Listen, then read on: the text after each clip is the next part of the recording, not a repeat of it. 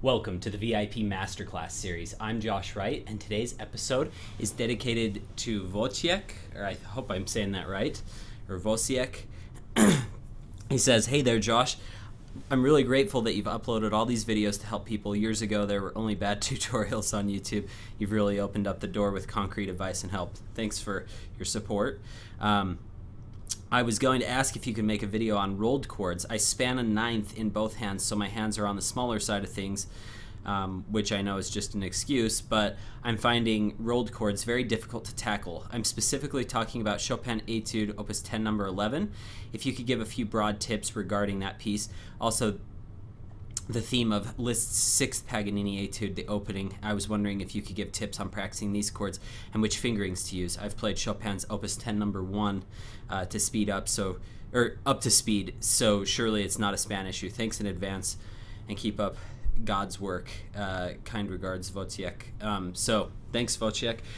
Really appreciate your support and kindness, and we can definitely go over these things today. Also, just a little request from David. He had asked about this piece, and he had read an article that had said, are you supposed to voice some inner voices? So you can, and as I looked through the piece, I think that it's subjective, but I mean, for instance, at the end, I think probably that's what they're referring to, David, really fast before we get to rolled chords. When you have like static, and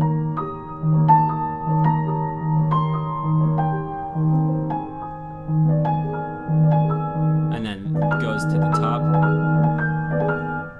and then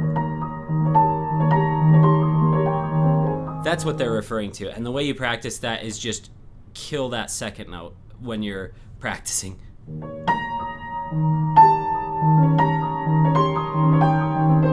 then as you get better,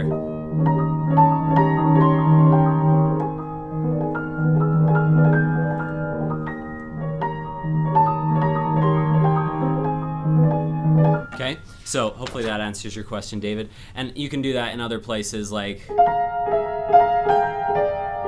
anytime you have that static top and a moving inner voice in the right hand, that's what you need to voice. Okay, back to the original question about rolled chords. The biggest thing that I like to think about is the hand structure and hand ergonomics when I'm doing rolled chords, because it's very easy when you're stretched out. It takes good tension to stretch your hand, and it can quickly turn into bad tension of locking your hand. Okay, so I'm not saying your hand has to stay this tiny closed motion and that you're going to be spanning all this crazy rotation. I'm saying you want to have some spreading out when you do rolled chords, and then you want to have some rotation as well.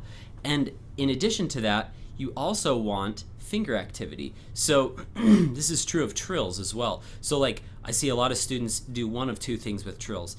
Either they do only finger motion, and they can't get any faster than that, or they do only wrist motion, or maybe not only wrist motion, but almost only wrist motion. They go.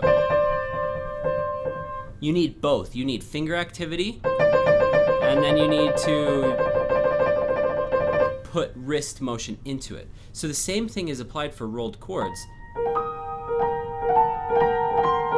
To really get that ba-da-dum, ba-da-dum, ba-da-dum, those three individualized notes, it's taking some wrist action, but if you just did wrist, you're going to get a lot of clumping like that. And if you just did fingers, you're not going to ever get the speed, because the rotation is what keeps your hand at ease. So it's a combination of these things that will really help you.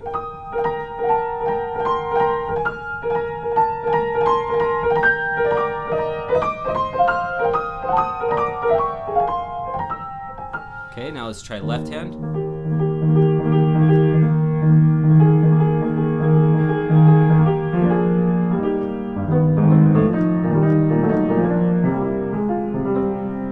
Okay, now.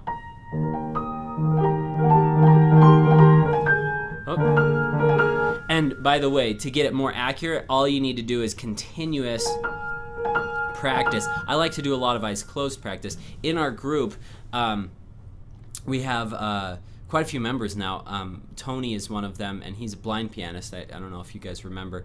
And he had just asked me, and I'll address this in another video, but he had said, as a blind pianist, how do I get better at big jumps? And these are certainly big jumps in this piece.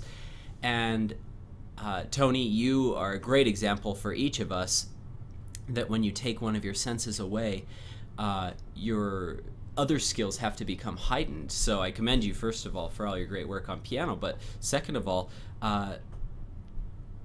being visually being able to see the keys does help to an extent, but I've seen the kid who won the Van Cliburn rip through these Chopin etudes like they were the easiest thing in the world, and he puts me to shame, and he was blind. It was unbelievable. So what my point is that we should all practice these pieces eyes closed. And Tony and Wojciech, one thing that you can do that Babayan taught me, it was a beautiful example. I don't know if this is really helpful physically or if it's more of a mental thing. Babayan told me one time, he said, you have to imagine that each connection, like if you're connecting 2 to 5, that you feel like this connection in your hand going from that 2 to that 5, and it's like a living, breathing connection between the notes. Like ta-tum. When you assign that type of emotion and that type of importance to a jump, it becomes much more meaningful, and you end up remembering it more. Now, a lot of you are probably like, this is such BS. I can't believe he's saying this. But I promise you it does work. And it's coming from like the world's greatest teacher. So I wouldn't discount it too much. Not me, Babayan, obviously. So,